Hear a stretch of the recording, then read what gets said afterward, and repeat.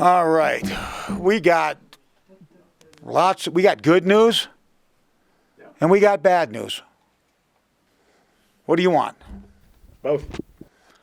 You want? Well, you're going to get both, unless I forget, which is there's a good chance. I mean, I get this Partzheimer's thing. I came in and I had it all ready in my mind, sequenced perfect, and then of course the basketball goes along. So then I have to talk to Toll and you and Luke, and I lose my train of thought. But okay, we went and played we played the who'd we play? The dreaded, dastardly Army Black Knights, and what a great series that was. Great series, hard fought, evenly played, full houses both nights. Where the building was packed. I mean, what a fantastic atmosphere. I wish more people could see those games.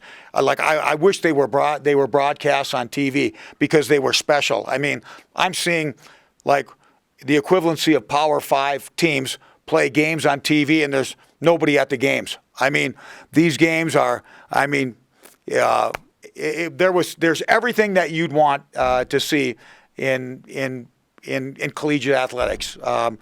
Spirited play, full house. They had the band there rocking on Friday night. No, it was a sight to behold. And I guess if you had to have a split, they won the right game on Friday when all their cadets were there and they had the band and all that type of thing. And we won the Saturday game going away to give us something to feel good upon departing West Point. But she's been tough sledding. And but there are always I look at the numbers. Toll has all the information and the numbers all the time. It's been tough. It's been a tough season. But when you look at our series with Army, which is the one that is the most important to us. When we play them, it's apples and apples. Everything's apples and apples in regards to recruiting and our kids and what they do, and they go to class and militarily and all blah blah. In our last 5 games, and West Point has been good. They've had really good teams. We're 4-1 against them in our last 5, and that's something that we need to take a lot of pride in because they're on a good cycle. They've been on a good cycle, and this might not be the biggest deal, but we've won 2 of our last 4 games. I mean, that's better than what we were going through.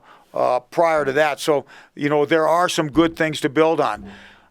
We have a couple of elephants in the room that are, whatever the biggest elephants there are. What are the biggest? What's the biggest kind of elephants out there? African elephants? Who knows? Come on, you guys are the media. You should know. Whatever breed of elephant is the biggest elephant on earth. We had 2 of those that we've stuffed right into our little locker room. And we got rid of one of them. We went 11 games giving the opponent the first goal. That is, I'd like to say it's hard to do, but it really didn't seem like it was real hard to do, for a while. And the other elephant, we got Jumbo and Dumbo. He's gone. Jumbo's gone. We still got Dumbo. And our power play is powerless right now. It's worse than terrible right now. Our numbers are worse than terrible. I made the mistake of asking Toll to give me some information on our power play so I could talk about it with my staff today. And I wish I wouldn't have done that because he had it right queued up and zipped it back to me. And it's downright ugly, and it has to change. It has to change. We've been going through the revolving goaltender thing, and Park did a great job for us when he came in, but then he got injured. Mason Balboa, who played before him, who did a decent job down in Arizona, now he was back. He did a decent job. So we've got goalies that are giving us a decent effort. We scored the first goal against West Point, and we won the game. What a revelation, play with the lead. Now this power play thing, what do we do? And it's not like we haven't been getting some good chances. It's not like we don't have good personnel. I've been here for 73 years. I've been here, and I don't know if we've ever had a better trio to start a power play off than Gavin, Cook, and Rowe. Yet we and you got Big House Willie Rhyme, who can around the front of the net. Like, for the life of me, we're gonna go back, and when I leave here, and that's the only topic of discussion on our meeting when I go back right after this with my staff. But we've got to fix that power play. Is it something that we need to change? Is it something we just need to stay with until the worm turns? Again, I got Dave Toller here, who does everything for us. Sports information, is a color man on the radio broadcast. I looked on the plane. I got our game on Instat and watched the power play on Friday, and told, for the life of me, like, we did everything except score. A puck didn't go on the stick. We had open nets. Goalie made great saves. So I don't know what it is, but we've got to change that. That's got to change, and it's got to change immediately. But it was great finding a way to win that game against West Point, and for our seniors. For all intents and purposes, probably the last game that they ever play against them, and them going in there, winning their last game, and winning 4 of their last 5 against Army. That's and again against an Army team that's on a high cycle, pretty darn good hockey team, talented, well coached, something to be very proud of. But moving forward to Mercyhurst, what do we need to do? We need to continue to get some goaltending. I don't think Mason or Parkey, they don't need to win games for us, hopefully, but they just can't lose games for us. And they've been pretty good with that. Hopefully, we can score the odd first goal, continue to score and play with the lead a little bit. And our power play must come around, because you're not going to win games. We won 6-4, never had a power play goal. Think about that. We had a shorty. But Army had 3 power play goals. This time of year, what's it all about? What's it all about this time of year? Special teams and goaltending. Yeah, special teams. See that? He's a color man. He knows. Color man knows. Color man knows everything. Special teams and goaltending. And it's not often. Our goaltending was a little better than theirs on Saturday night, but they out special teamed us. That doesn't happen very often, and it wouldn't have happened if we wouldn't have been playing with the lead and been able to continue. And oh, by the way, our power play let us down, and when they got close, she's 5-3. They're creeping back. They get a power play, and like, I am nervous. I'm nervous, and we luckily get a shorthanded goal. Then they come back and score on the power play again, but at least we go even. We maintained our 2 goal. It was stressful.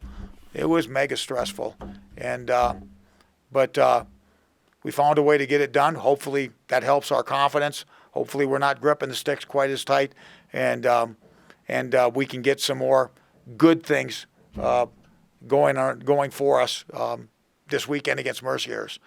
Now, I just talked for 17 minutes. What questions could you possibly have right now? I mean, I answered, I talked about everything. I covered every nook and cranny. And so unless you want to talk about aliens or mythical battles between the Falcon and some other mascot, like, we can do that. We can go there. But I just, okay, I'm going to see right now that what this group has. Okay, what do you're looking? You're just chomping at the bit. You got it locked and loaded. What do you got, Carson? Well, considering how Mason had missed a few weeks before this weekend, winning AHA Goalie of the Week, just how impressive is that to immediately come back and be so solid? It's great. I'm proud of him, and but be putting it in a tough spot, and he came through for us in a big game on a Saturday night. And that was we've had a lot of must-win games. That was the mustest win game we've had. Is mustest a word? Okay, it is now. I'm making it. It's iron. That's my Iron Range English. And proud of him for coming through and earning Goalie of the Week. because I'm tired of us helping other goalies become player of the week. It's nice to see our goalie be player of the week, and hopefully it's a start of more to come.